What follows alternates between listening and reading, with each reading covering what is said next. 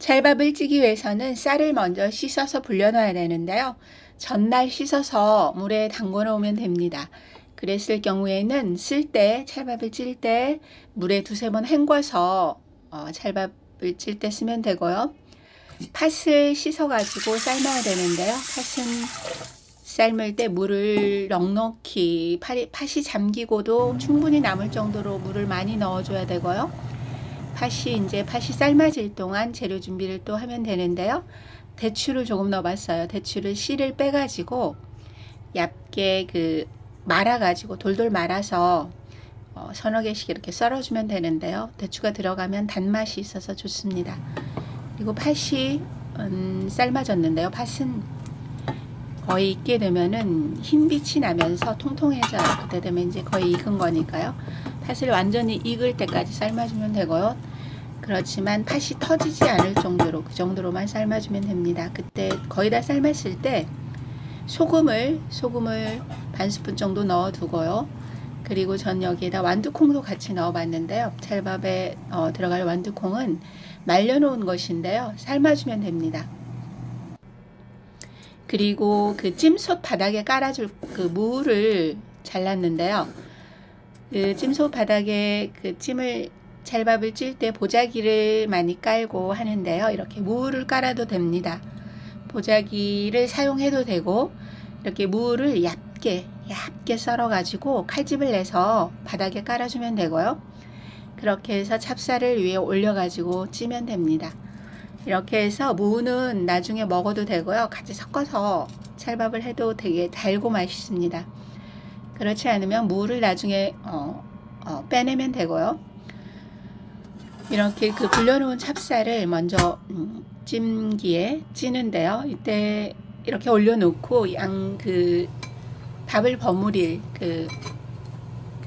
단물을 좀 만드는데요. 양념을 할 여기에 소금을 조금 넣고요.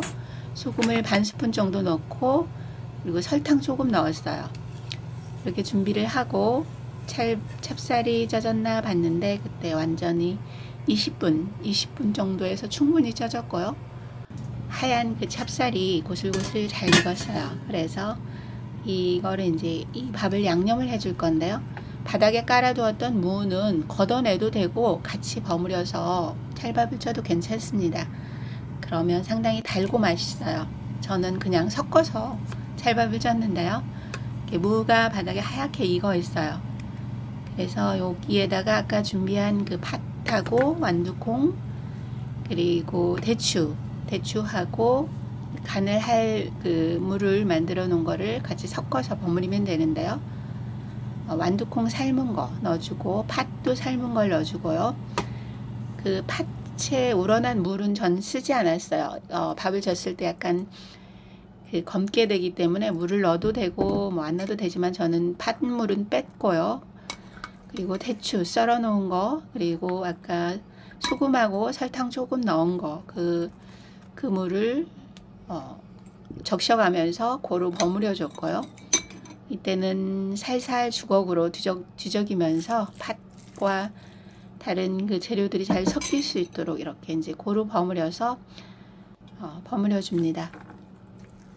이때는 주걱 2개 정도 해가지고 양쪽에서 살살 버무려 주면 되는데요. 이렇게 해서 버무린 그거를 찹쌀을 솥에다 이제 찌게 되는데요. 찰밥이 아주 잘 익었습니다. 잘 익고 팥물을 넣지 않았기 때문에 하얗게 됐고요. 이렇게 해서 찰밥을 드시면 되는데요. 찰밥은 동치미나 아니면 나물 종류 그렇지 않으면 김에다 싸 드시면 좋죠. 이렇게 해서 또 드시면 좋은 게 맑은 콩나물국을 하얗게 끓여서 거기에 파만 송송 썰어서 그렇게 같이 드셔도 좋습니다. 그리고 김에다 그렇게 싸서 드시면 되고요.